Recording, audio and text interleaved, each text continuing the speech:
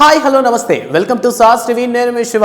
So నార్మల్గా ప్రతి సినిమాకి సంబంధించినంత వరకు ఒక సినిమా రిలీజ్ అయ్యాక ఆ మూవీ టీంకి సంబంధించిన ప్రతి ఒక్కరు కూడా సినిమా హిట్ అవ్వాలని కోరుకుంటారు. బట్ ఒక హీరో మాత్రమే ఆయన సినిమాలు ఫ్లాప్ అయితే పార్టీ చేసుకుంటారంట. సో ఈ మాట వినడానికి కాస్త వేడిగా ఉంది కదా, కానీ అసలు ఆ మాట ఎవరు అన్నారు అన్న విషయం వింటే ఇంకా షాక్ అయిపోతారు. ఇంకెవరు, మన mega power star Ram Charan అన్న మాటలు ఇవి. సో రీసెంట్గా ఒక ప్రముఖ ఛానల్లో ఇంటర్వ్యూ ఇస్తూ సో ఇన్ కేస్ మీరు మీ ఫాదర్ దగ్గర నుంచి ఏం నేర్చుకున్నారు అన్నటువంటి క్వశ్చన్కి ఆయన ఇచ్చినటువంటి సమాధానం ఇది.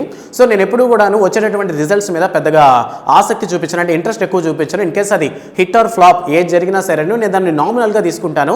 సో రీసెంట్గా మనం కానీ చూసుకున్నట్లయితే నా సినిమా ఇన్ కేస్ ఫ్లాప్ అయిందంటే మాత్రం సో ఎక్కడ కూడా నేను డిసప్పాయింట్ అయ్యకుండా దానివల్ల నేను ఒక పార్టీ చేసుకుంటాను, ప్రశాంతంగా ఎంజాయ్ చేస్తాను ఆ మూమెంట్ని. ఇన్ కేస్ ఒకవేళ సినిమా కానీ హిట్ అయితే మాత్రం నేను ప్రశాంతంగా నా ఫ్యామిలీతో టైం స్పెండ్ చేస్తానన్నారు.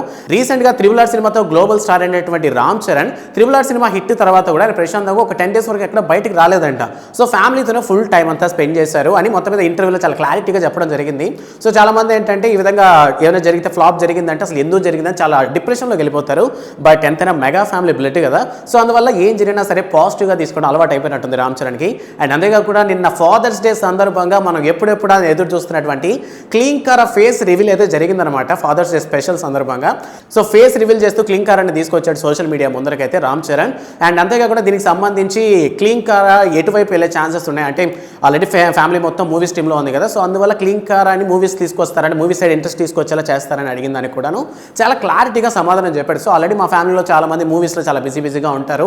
సో ఆ ప్రెషర్ మాకు అందరికీ ఐడియా ఉంది కాబట్టి ఐ హోప్ తను ఉపాసన సైడ్ వెళ్తే చాలా బెటర్గా ఉంటుందని నా ఒపీనియన్ స్పెసిఫిక్గా చెప్పడం జరిగింది. బికాస్ ఆఫ్ అపోలో అధినేత అయినటువంటి ఉపాసన సేమ్ ఆ ఫీల్డ్లోనే తన కూతురు కూడా తీసుకెళ్తే చాలా ప్రశాంతంగా లైఫ్ లీడ్ చేస్తుందని యాజ్ ఏ ఫాదర్గా ఎంత బాగా ఆలోచించాడు, అంత మెచ్యూర్డ్గా ఆలోచించాడు. అండ్ అంతేకాకుండా నార్మల్గా ఏంటంటే చిరంజీవి మనోరాలు కదా, సో అందువల్ల ఏంటంటే మాటలు వచ్చిన తర్వాత చిరంజీవిని తాత అని కాకుండా చిరుత అని పిలవమని చిరంజీవి గారే సజెస్ట్ చేశారంట. సో క్లీంకారకి మాటలు వచ్చాక తాత అని పిలవకుండా చిరంజీవిని చిరుత అని పిలవాలంట. బికాస్ ఆఫ్ ఎందుకంటే రామ్ చరణ్ ఫస్ట్ ఇంట్రడ్యూస్ అయినటువంటి సినిమా పూరి జగన్నాథ్ చిరుత అనే టైటిల్తోనే. సో అందువల్ల ఏంటంటే ఆ పేరు చాలా ఇష్టం. సో అందువల్ల చిరంజీవి గారిని వాళ్ళ మనవరాలు తాత అని కాకుండా చిరుత అని పిలవబోతుందంట.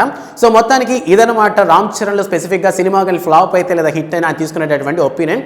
సో మీరు మీ లైఫ్లో ఏదైనా సరే డిసప్పాయింట్ జరిగినా లేదా హ్యాపీ మూమెంట్స్ జరిగినా మీరు ఎలా టేక్ చేస్తారు? సో మీరు కూడా మీ అభిమాన హీరోస్ లాగైనా టేక్ చేస్తారా, లేదా కొత్తగా ఏమైనా నేర్చుకోవడానికి ట్రై చేస్తారా, లేదా వదిలేసి వెళ్తారా అన్న విషయాన్ని కామెంట్ సెక్షన్లో మెన్షన్ చేయండి. అండ్ వీడియో నచ్చితే లైక్ చేయండి. Don't forget to subscribe sauce TV. Thanks for watching.